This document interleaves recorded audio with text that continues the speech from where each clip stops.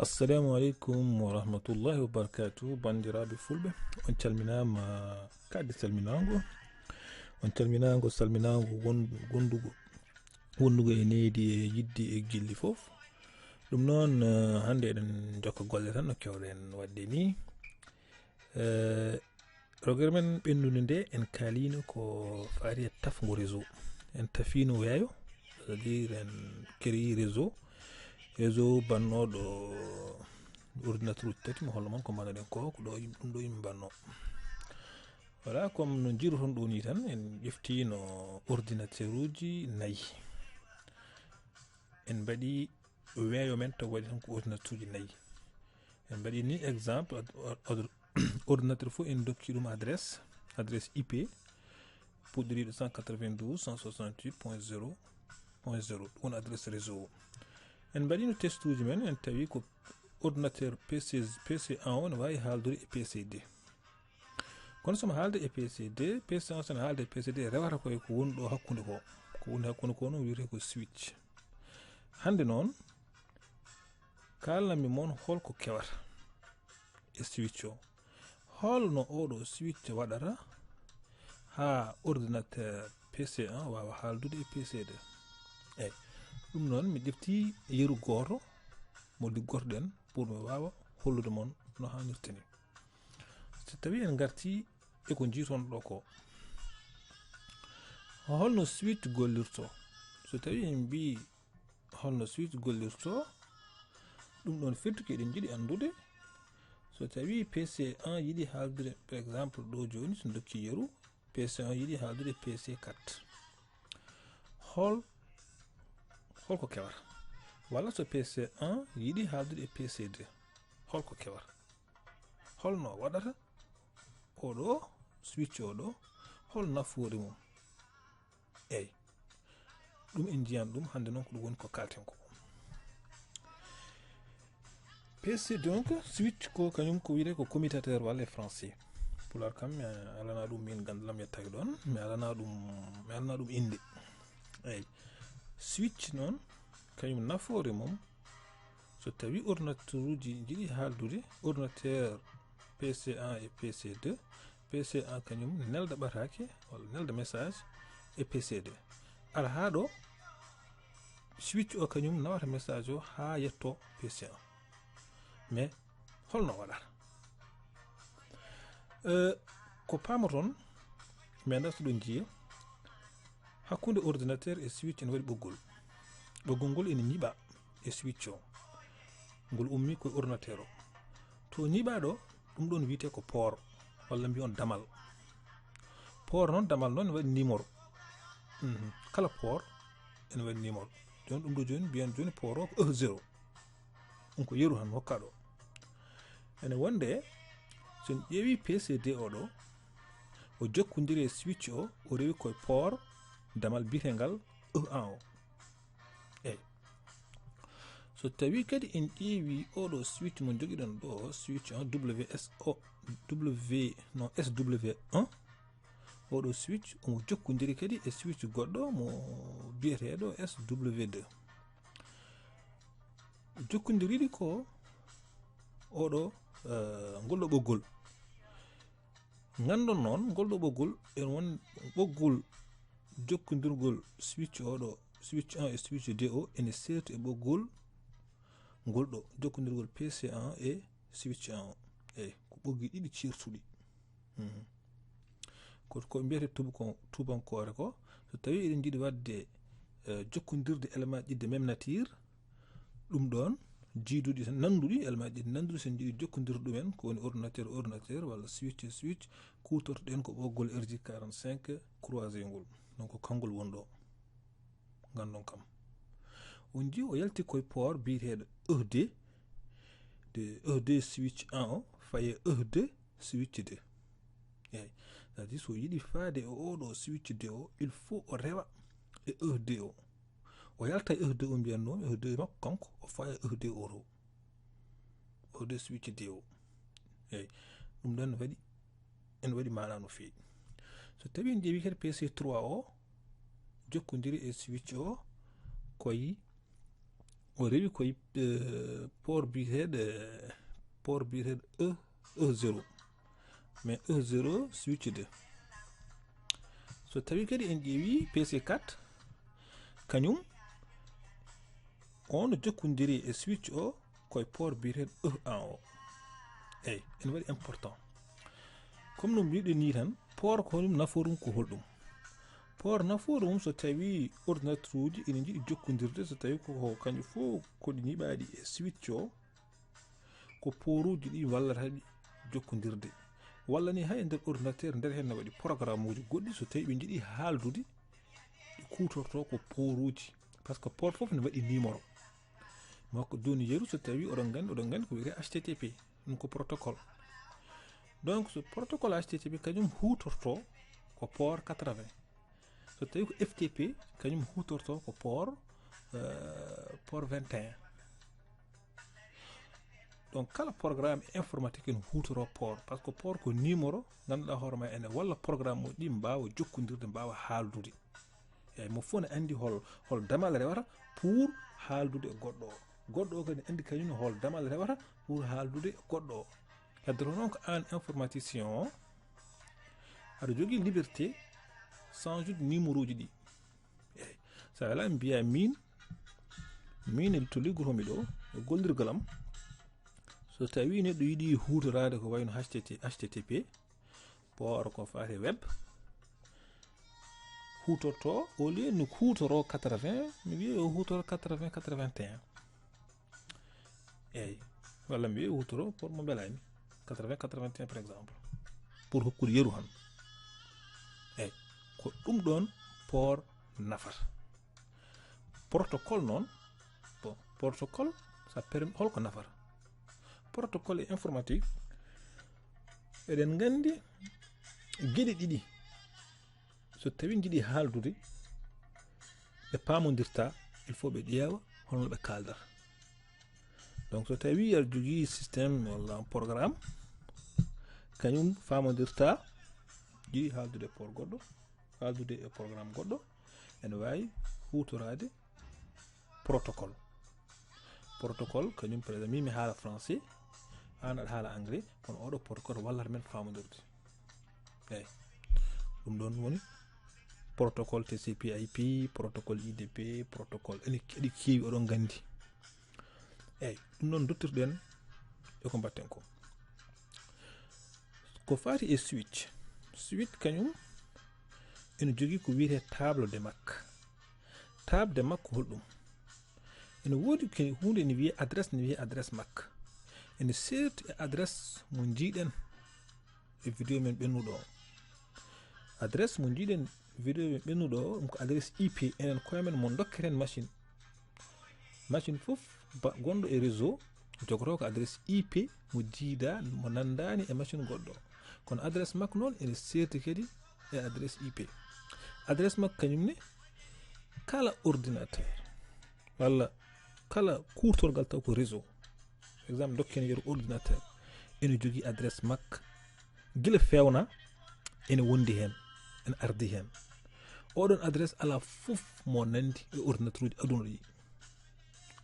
eɗen mbawi ka comme numéro série ni dokken yeru comme numéro série sa soodi matériel fof ene waɗi numéro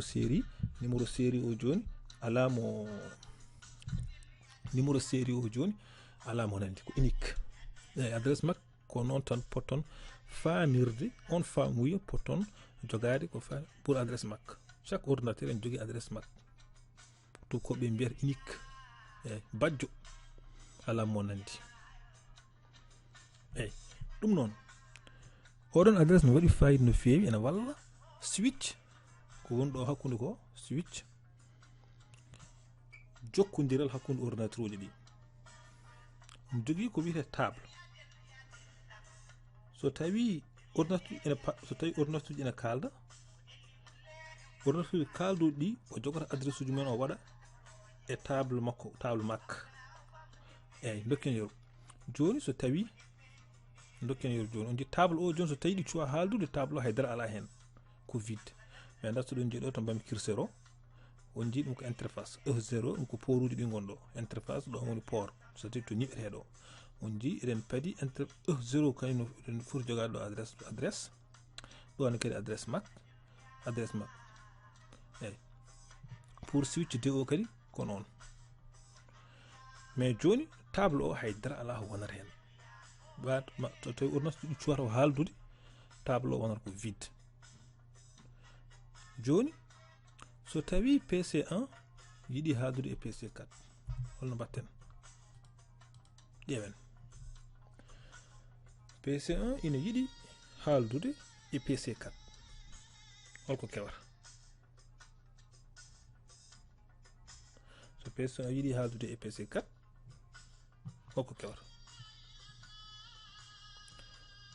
PC1 eyyi ɗum noon mbiɗen ko so tawi joni PC1 ene yiɗi haaldude e PC4 holko kewata? PC1 so yiɗi haaldude e PC4 il faut o rewa e switch 1. so yiɗi neldude message makko walla ɓatake makko, ɓatake o e dow o hoore nde o waɗaɗa hen adresse makko kanko ko tubakoɓe mbiyata ko adresse source. o adresse makko o waɗa hen kadi adresse MAC mo yiɗi haaldude o firti ɗo adresse MAC PC4 dd ɗiɗon ko yeru tan wonani wayi. donc message makko ara rewata koye E0. so yettima E0 switch o heeɓi holko waɗata? ko première chose kam ko adi fof kene waɗa nanngata ko adresse makko winda ɗum e table mum mofta ɗum nanga noon ɓatake o walla message o nelda ɗum poruji ɗi fof poruji mo andi ɗi fof c'est à dire ɗo joni E1 ay E1 machine nani hen singa pour yidde andude holmo jeeyi oɗo adresse DDD. aɗen gandi kam wona PCD jeeya donc PCD haydara wiyata ara o rewa ɗo ED kañum ne nanga message o eyyi c'est à dire nanga message o kañum ne wonirni envoya ɗum switch 2 kono rewata koye port E2 switch 1 o natira e switch DO E2 eyyi so yettima ɗo on kañumne ko adi fof kene waɗa kam nangat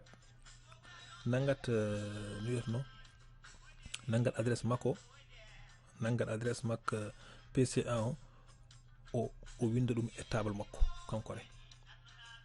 o wi ɓaade kam a natiri E2 mami windu mi wiya E2 oɗo adresse makko natiri e makko natiri e oɗo ngal ɗo bafal o nanga message o noon o waɗa ɗum kankone o nelda poruji ɗi fof o wiya holmo jeeyi oɗo adresse dd ɗiɗo ewa oɗo machine ne andi kañum jeeyi wiya ko min ewa machine o fayi koye mum. eyyi joni ko tagui switch 1 ndo heeɓi message dewɗo e E0 o nangi adresse makko o mofti ɗum e table makko ko tagui ɗum ko tagui kadi nde switch de oɗon nde message no heeɓi message o natiri e port 2 ko adi wadde foof o nangi ko adresse MAC source o waɗi ɗum e table makko o waɗi ɗum ko so tawi kam o hefti message goɗɗo o sohli o hefti message goɗɗo so yi adresse makko tan omo andi oɗo adresse makko to fayi oɗo adresse makko wona e switch he jeeya ko yaltata joni dokken yeru PC4 ne jaabo PC1 o nanga message makko o waɗa hen adresse makko source o wonata ko DDD ɗo e adresse payaɗo o wonata ko adresse PC1 o waɗa ɗum e ɓatake makko hoore nde en tête yo ɓatake o yettoɗo E1 so ɓatake o yettima E1 so waɗi tan o yiya omo andi adresse destination o kañum o nangat oɗo adresse makko oɗo kam kankone o nota ɗum o wi o garda ɗum e table makko o waɗɗo par exemple ko dd o envoyé noon message o omo andi déjà hankkadine oɗo rewinɗo omo andi oɗo adresse makko a rewinɗo omo andi on hankkadine so sohlani envoyé message o poruji ɗi foof sabu ɗum kanko déjà e table makko o so yi tan omo andi oɗo adresse rewno koye E2 donc direct o neldat message E2 nelda ɗum E2 oɗo kañum so yettima oɗo switch tan comme switch o kañum ne andi oɗo adresse a o rewno ko E0 sohlani envoyé message o e poruji ɗi foof ala o wiyata ko an ko E0 ndewnoɗa adresse ma firti machine ma o an ko PC1 o nelda ɗum direct e E0 wonji no way wonde intelligent au lieu chaque fois so heeɓi message tan o nelda poruji ɗi foof so heeɓi message tan o naggat adresse makko nelduɗo o garda ɗum e table makko pour en cas so heɓti tan oɗon adresse omo andi oɗo adresse singi koye oɗo port rewi koye ngal ɗo damal donc o nelda ɗum direct ko ɗum waɗi ɗum weedi ni commutateur intelligent par ce que ne waɗi won hen commutateur uji kañumen so keɓɓi message tan ko wiyata hub neldal ko yimɓe foof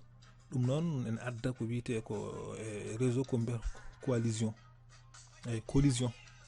collision woni ko o nelda hankkadine affaire o waɗa buhuni tan yimɓe donc andude ha waɗa perturber réseau o eyyi ɗum ɗon wona hunde fewde no fewi ko ɗum waɗi commutateur arde kañum ɗiɗon probléme aji jogonoɗi foof ɗeɗon caɗele kañum kam itti ɗum ha laaɓi eyyi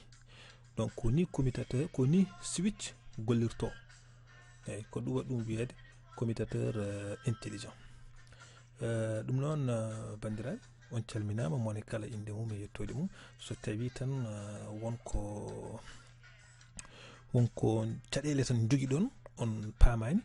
oɗon mbawi wadde mi jokkodirde am so Allah jaaɓi